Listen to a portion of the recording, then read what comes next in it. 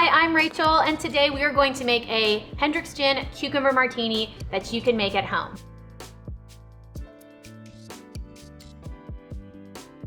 The first component we're going to use is Hendrick's Gin. Hendrick's Gin has tons of different botanicals. Two that are really special that I love is Bulgarian rose and cucumber. Next, we're going to combine that with a dry vermouth. Dry vermouth adds a nice little bitterness to the martini. Now we're going to add ice.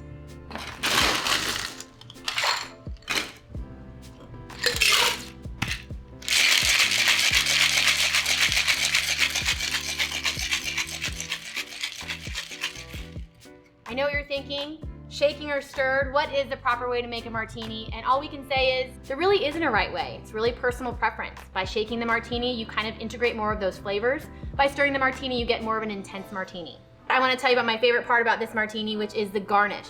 We are actually taking these beautiful English cucumbers, slicing them down the center, and then creating a nice little sphere that we're going to drop on the bottom of a martini glass.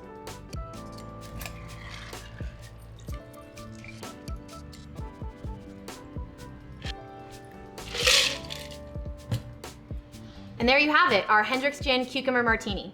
Enjoy.